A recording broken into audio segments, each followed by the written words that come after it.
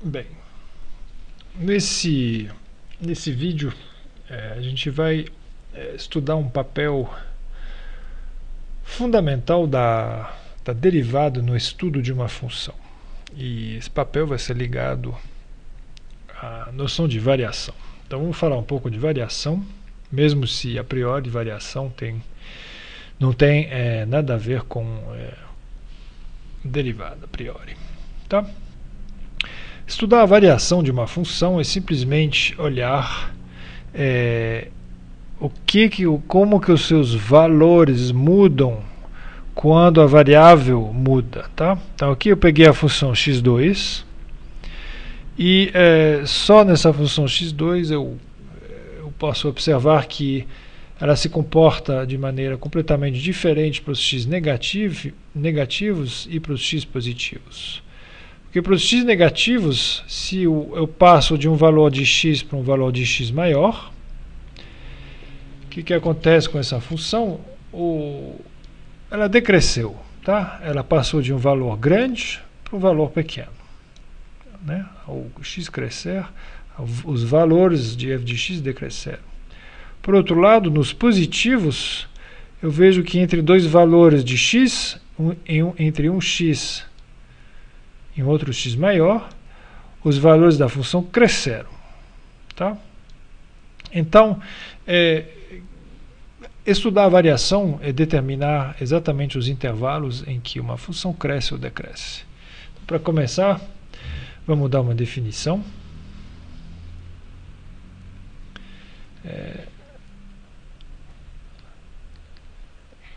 Uma função f cresce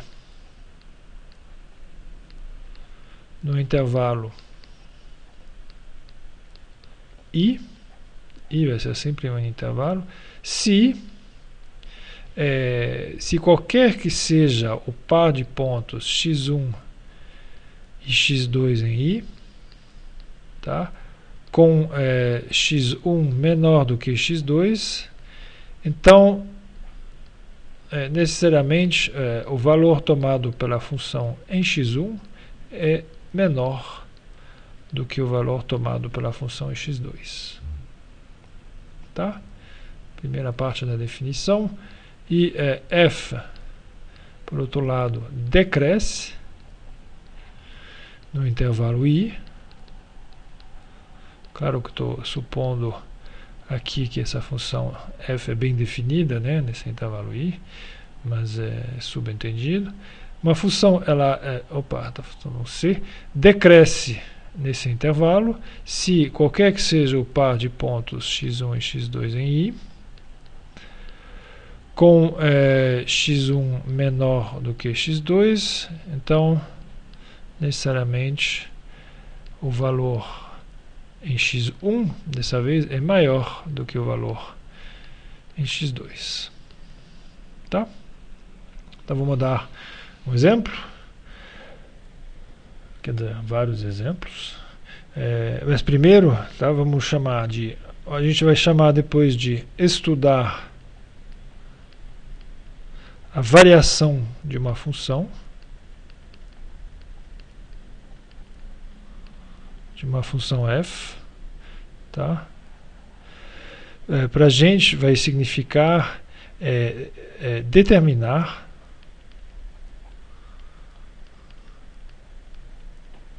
os intervalos em que ela cresce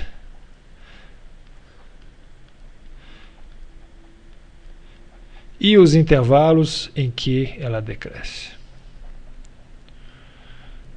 Tá? É um problema a priori que não é completamente fácil, né? Mas a gente vai ver depois como que a derivada ajuda bastante a resolver esse problema. Então vamos ver alguns exemplos.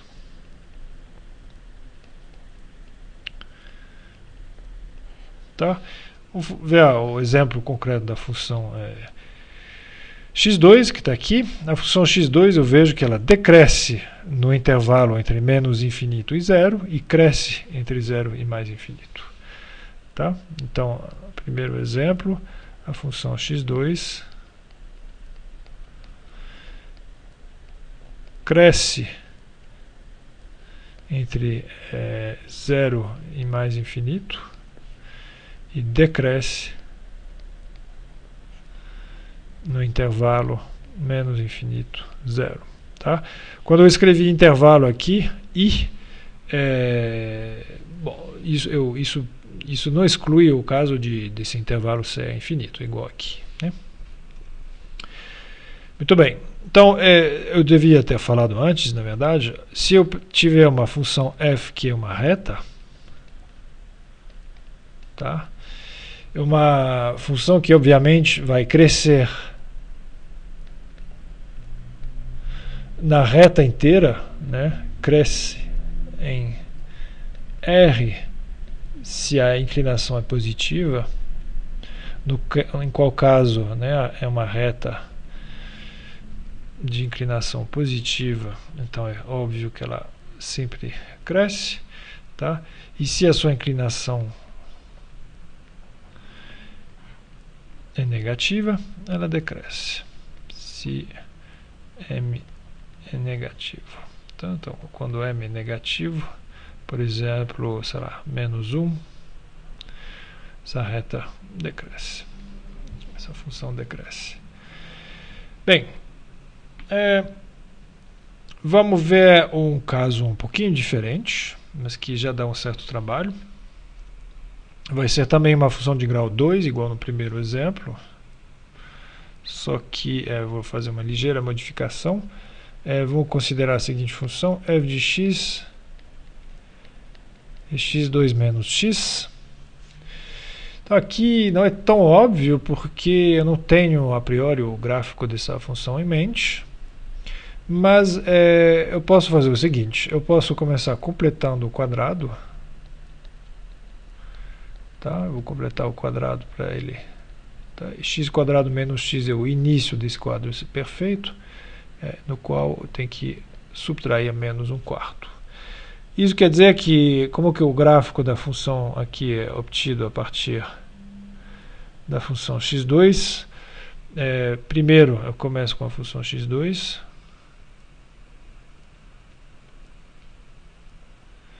tá? Com esse meio aqui eu faço uma translação horizontal de meio para a esquerda. Então vou fazer isso em azul, talvez.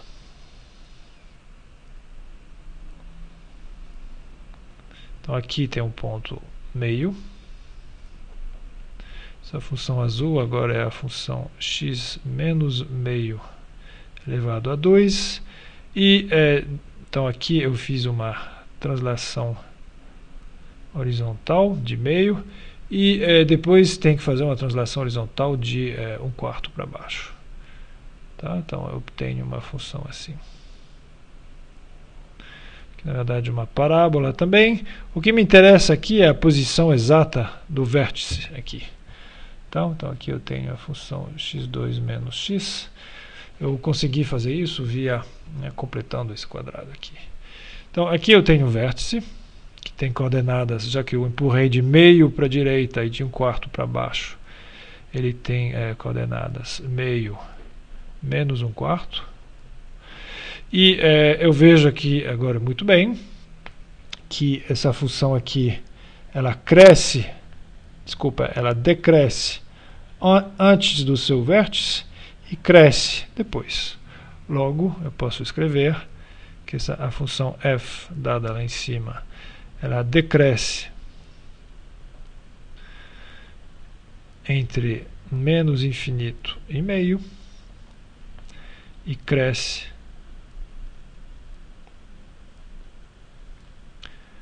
a partir de meio até mais infinito. Tá?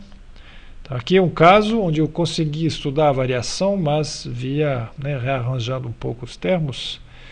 E claro que para um polinômio um pouco mais complicado vai ser difícil fazer uma coisa parecida.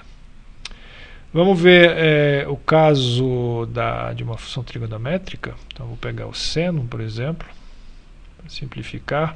E eu vou considerar a função seno somente no intervalo finito.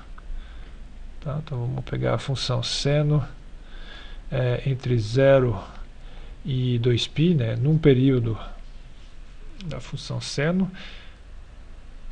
Então a vantagem é que a gente sabe bastante, a gente conhece bem o gráfico da função seno, algo assim. Então tenho o ponto π em 2π e o ponto 0, onde ela vale 0. Onde que essa função cresce? Então a função a função seno, ela cresce até atingir esse ponto aqui, primeiro. Então essa função seno, vou escrever assim, seno cresce entre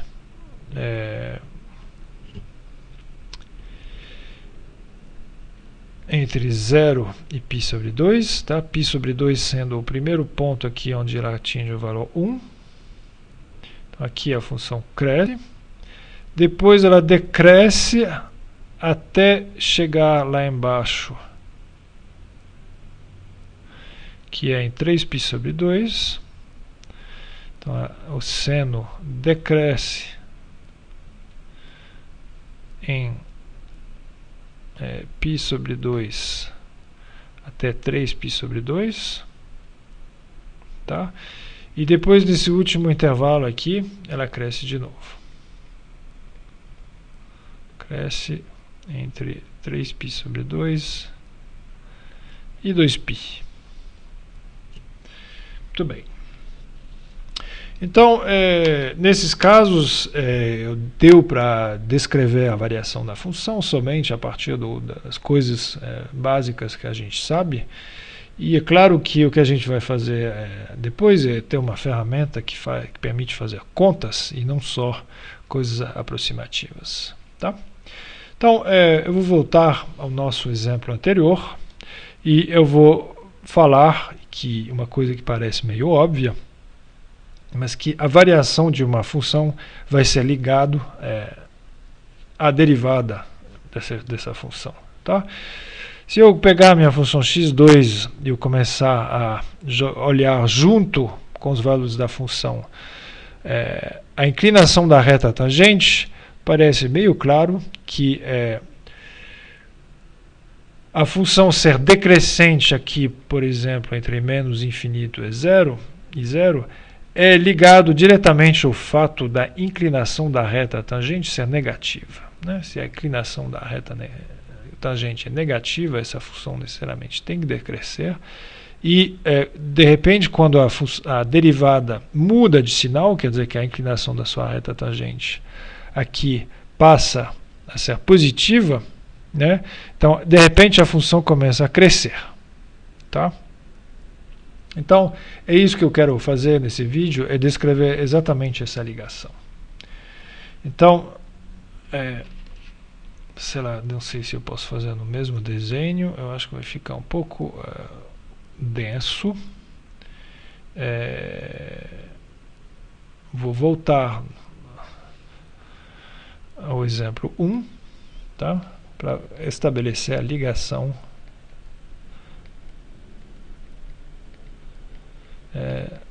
com a derivada.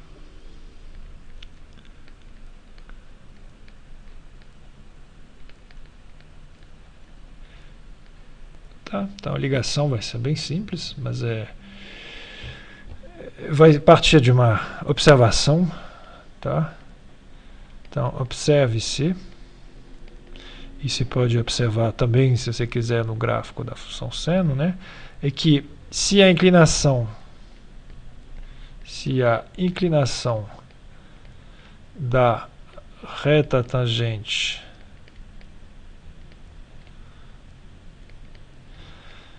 é negativa, tá? Por exemplo, aqui, quando eu estou na parte negativa dessa parábola, a gente observe que a função f decresce. Tá? Por outro lado, se a inclinação da reta tangente é positiva, então a função cresce. Por que é útil fazer essa observação? É que depois a gente vai poder fazer contas explícitas, porque com a noção de derivada a gente pode estudar a derivada e estudar o sinal da derivada e deduzir e tirar informações a respeito da variação da função. Então vou escrever uma proposição que eu vou provar depois. Tá?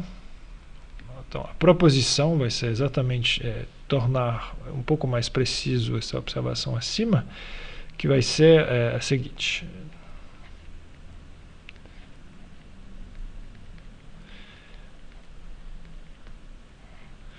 Então, suponha que você tem uma função f que é derivável. Eu deveria escrever derivável i contínua num intervalo i. Tá? Então, primeiro item, se a derivada dessa função é negativa, qualquer que seja o x do intervalo, então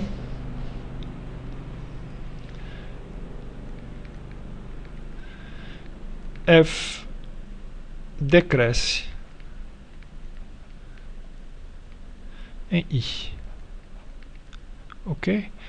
Por outro lado, se f tem uma derivada que é sempre estritamente positiva, qualquer que seja o x em i, então f cresce em i. Ok? Se a função tiver uma derivada que é às vezes positiva e às vezes negativa, nesse intervalo, eu tenho que decompor em intervalos menores. Tá? O que a gente fez aqui é dizer alguma coisa a respeito de intervalos em que a derivada é ou sempre positiva ou sempre negativa. Não pode ter misturas. Tá? Então eu vou provar e depois eu vou usar essa proposição. Tá? Mas é uma propriedade fundamental que estabelece a ligação entre o sinal da derivada e a variação de uma função. Então, a prova, vamos provar 2, para simplificar. Claro que a prova de 1 vai ser essencialmente a mesma. Tá? Então, suponha a sua função derivável, mas vamos supor que essa derivada é positiva em i. Tá? Então, eu tenho um intervalo i. Tá? Eu quero mostrar que a função é crescente a partir dessa hipótese aqui. Então, o que eu preciso fazer é pegar 2 pontos, tá? Quaisquer em i, e mostrar que f de x1 é menor do que f de x2. Tá? Então, para isso, eu vou querer mostrar. Então, sejam x1 e x2 ordenados dessa maneira em i, e subentendido 2 pontos quaisquer, né, que são assim em i. Eu quero mostrar. O que eu quero mostrar? Eu quero mostrar que a função cresce, quer dizer que f de x1 é estritamente menor do que f de x2. Certo? E isso aqui deve seguir da hipótese que tem aqui em cima. Então, eu lembro de uma coisa elementar, mas fundamental, que a gente viu no vídeo anterior, que é o teorema de Rolle. Tá? O que eu disse? O que o teorema de Rolle diz?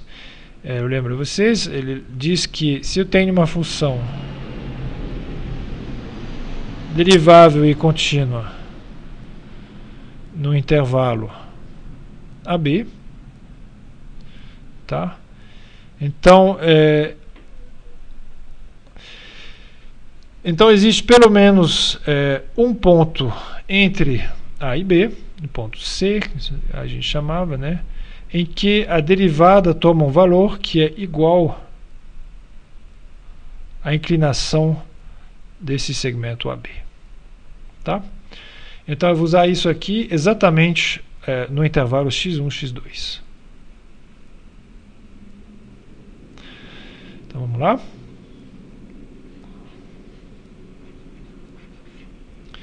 Pelo teorema de Rolle,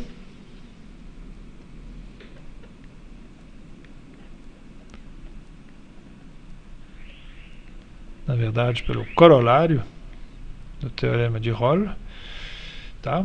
Deve existir um ponto C entre x1 e x2, tal que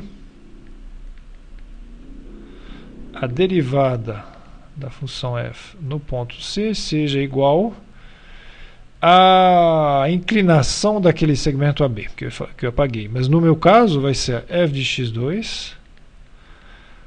x2 aqui tem um papel do ponto B, menos f de x1, porque x1 tem um papel do ponto A, sobre x2 menos x1.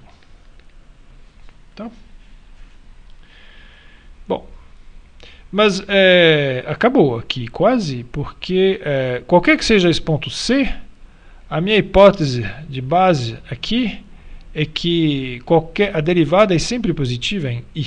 E já que x1 e x2 estão em I, o ponto C vai estar em I também. Tá? Então isso aqui é estritamente positivo por hipótese.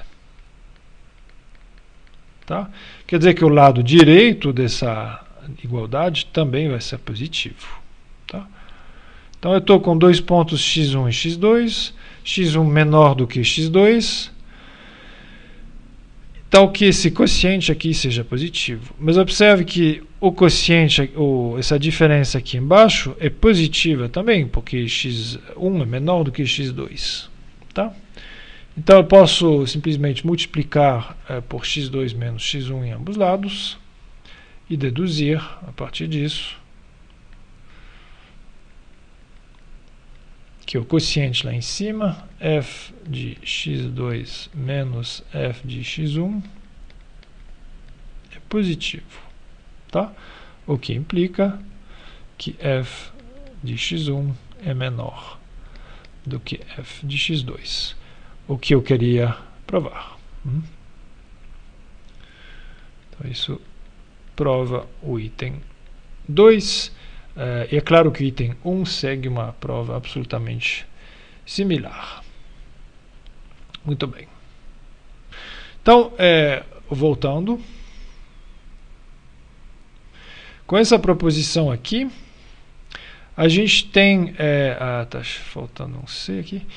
A gente tem uma ferramenta para achar os intervalos em que uma função cresce ou decresce, olhando o sinal da sua derivada. Tá? Então vou fazer isso aqui em alguns casos elementares e pouco a pouco tratar casos mais complicados. Então, vamos lá.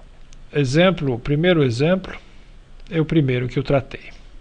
Então, eu volto ao caso da função x2, mas agora eu faço uma coisa mais analítica. Tá? Essa função claramente é derivável e contínua, e a sua derivada eu sei calcular, igual a 2x.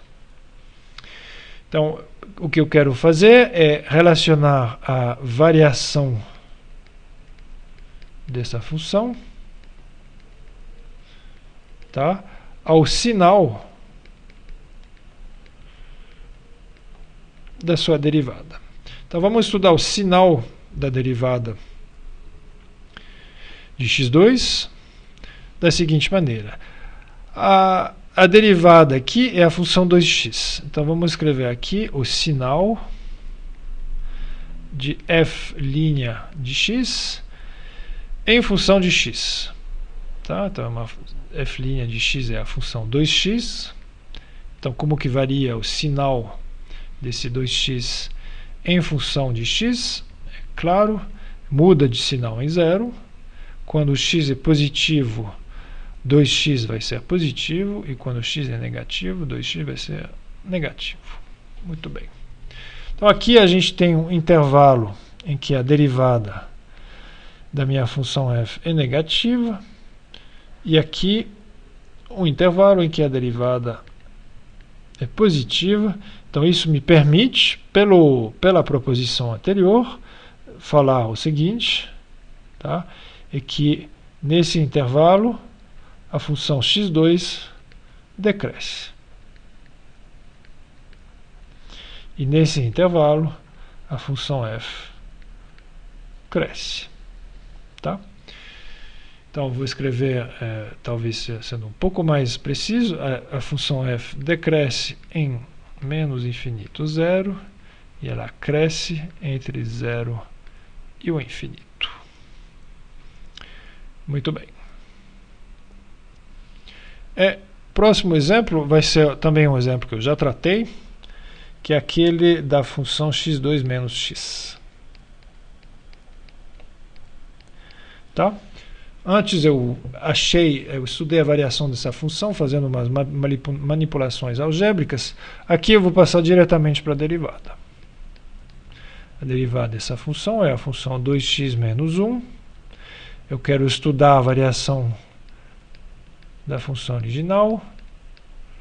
Eu vou fazer isso usando a minha proposição, já que ela é derivável, estudar o sinal da sua derivada e deduzir os intervalos de crescimento ou de decrescimento. Então, vou montar o sinal de f'. Então, o sinal de f' aqui muda um pouco. Quando que essa expressão aqui é positiva? Quando o x é maior do que meio. Então, tem um ponto meio aqui.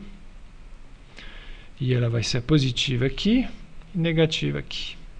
Tá? Quando x varia entre menos infinito e mais infinito. Então aqui a derivada é negativa, logo f decresce entre menos infinito e esse ponto aqui meio. E por outro lado, f cresce entre meio e o infinito. Então é importante observar que aqui a gente extraiu essa informação sem fazer manipulações algébricas. Aqui é simplesmente pegar a derivada e estudar o sinal dessa derivada. Muito bem. Então vamos estudar um polinômio de grau um pouco maior. Para começar, f de x sendo x3. Tá? Então, se f de x é x3, a sua derivada é a função 3x2. Mas a função 3x2 é sempre positiva, né? Um quadrado é sempre positivo. Então, o sinal da derivada sendo sempre positivo, tudo bem, tem um lugar onde ele vale 0, mas ele não muda de sinal. A derivada não muda de sinal, tá? A gente sabe, f é uma função crescente na reta toda. Sempre, né? Então, para quem se lembra, o gráfico da função x3 é uma coisa assim. Então, é claro que ela sempre cresce, né? Ela não tem, como a função x2, ela não tem uma parte onde ela decresce aqui. Ok. Vamos ver uma função com uma potência negativa. Vamos olhar 1 sobre x. Então, vamos olhar a função 1 sobre x. E aqui é claro que essa função não é definida em zero. Então, tem que tirar o zero do seu domínio. E calcular a derivada. É claro que eu calculo essa derivada nos pontos x em que são diferentes de zero. A gente sabe que a derivada é igual a menos 1 sobre x2. Então, essa função, tirando o zero, é sempre negativa, né? Então vou escrever assim, o sinal de f' vai ser o seguinte, eu vou cuidar de tirar esse ponto zero, tá? Mas fora desse ponto zero a função é sempre negativa. Então eu vou tomar um pouco de cuidado e escrever assim, aqui a função f decresce, e aqui ela decresce também. O que é importante aqui é que eu me lembro que para usar aquela proposição, né, que relaciona o sinal da derivada à variação de f, eu preciso que a função seja derivável no intervalo todo. E já que ela não é nem definida em zero, eu preciso fazer uma afirmação separada para cada intervalo. Eu não escrevo que f sempre decresce, porque seria simplesmente falso. Vamos ver por quê. A gente lembra do gráfico da função 1 sobre x, que é mais ou menos assim, tá? E o que a gente observa aqui é que, de fato, a função decresce antes de zero, tá?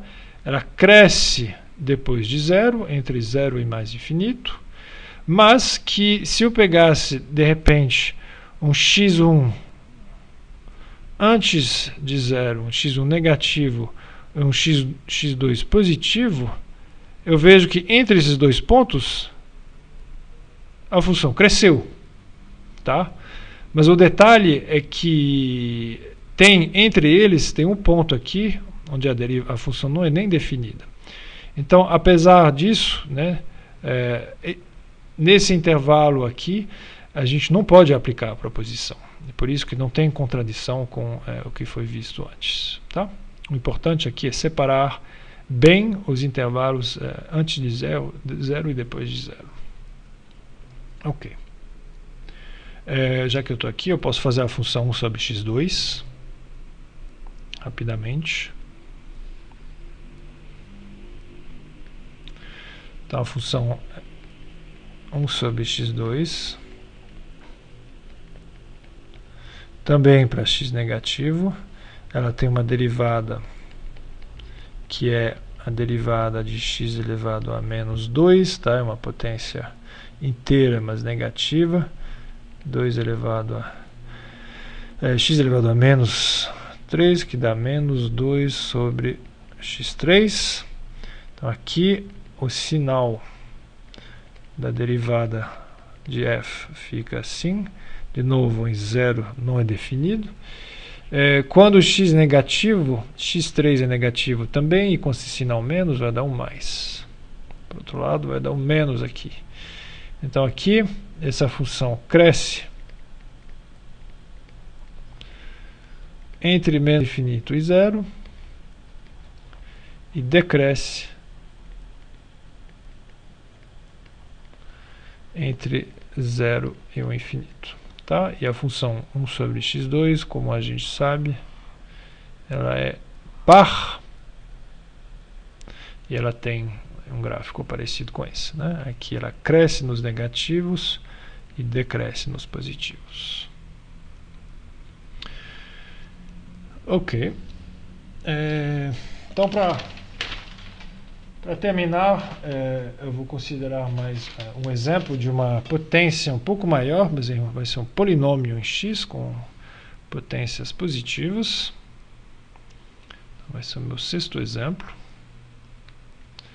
que vai ser a função, um exemplo típico, né? Vai ser a função x3 sobre 3 menos x. Então essa função, de novo, ela é obviamente derivável dessa vez na reta inteira, não tem problemas com o domínio. Então vamos derivar diretamente. Eu vou obter x3 sobre 3 com já derivada, vai ser 3x2 sobre 3, então vai dar x2 menos 1. Então o que é o sinal de f'? É um polinômio de grau 2 que tem duas raízes, né, em menos 1 e 1. E o sinal fica assim. Logo, a função aqui cresce. E agora eu já vou começar a pegar uns atalhos. Tá? A variação de f, quando ela cresce, vou simplesmente colocar uma flecha para cima. E quando ela decresce, vou colocar uma flecha para baixo. Tá? Então, isso é uma informação interessante. A gente já vê que o gráfico vai ser mais interessante do que os gráficos anteriores. E eu podia fazer umas coisas para completar o gráfico. Tá? E só observar duas coisas. É que f de x é igual a 0. Eu posso ver o zero da função f, tá? Fatorando aquele polinômio inicial, tá? Isso é uma coisa que é independente da derivada, que vai dar uma coisa assim. E aqui as raízes vai ter 3 raízes, tá? Então o que eu estou esboçando aqui é o sinal de f, não de f', de f, né? Então o sinal de f vai ficar assim, ele vai mudar em raiz de 3, em menos raiz de 3 e em 0. E vai dar alguma coisa assim, mais, menos, mais, menos. Tá? Por que eu fiz isso? Só para observar que se eu montar o gráfico dessa função, que está onde está aqui, eu posso verificar exatamente o que eu acabei de calcular. Tá? O gráfico da função é assim, ela cresce até o ponto menos 1, que é aqui, né? No ponto menos 1 ela para de crescer, tá? É o que a gente viu aqui. Ela cresce até menos 1, depois em menos 1 ela começa a decrescer, até chegar no ponto mais 1. Tá? Então ela decresce até chegar aqui em menos 1. Então aqui eu vejo os valores da função ficarem sempre menores, menores, menores, menores, até chegar em 1. E uma vez que chegou em 1, os valores da função recomeçam a crescer. Tá? E é interessante aqui ver que eu localizei já os zeros, né, que são raiz de 3, os zeros da função, desculpa, que são raiz de 3, 0 e menos raiz de 3. Tá? Então é interessante ver que por um estudo simples da derivada, já dava para adivinhar mais ou menos o gráfico da função, porque uma coisa que cresce, para de crescer, começa a decrescer e recomeça a crescer, só pode ter um comportamento parecido com o que a gente está vendo aqui. Tá? Perfeito. Eu vou fazer dar mais 2 exemplos. Um vai ser da função seno, apesar de já ter tratado quase esse exemplo. Vamos dar a função seno, tá, que eu já descrevi antes. Eu vou restringir, eu não vou olhar na reta inteira, vamos olhar de 0 até 2π. Tá? Se eu calcular a derivada do seno, eu obtenho cosseno de x. E eu vou fazer o seguinte: eu vou, em vez de montar a tabela de variação, tá, igual eu fiz nos casos anteriores, eu vou lembrar uma coisa que eu já fiz.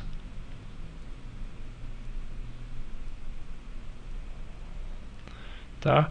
Que é de montar o gráfico da função e logo embaixo o gráfico da sua derivada. Tá? Então, a derivada do seno é o cosseno, e o cosseno é uma função que faz seguinte, ela começa em 1, decresce para passar em 0, em π ela passa por menos 1, e em 3π sobre 2 passa de novo por 0 para voltar para 1. Tá?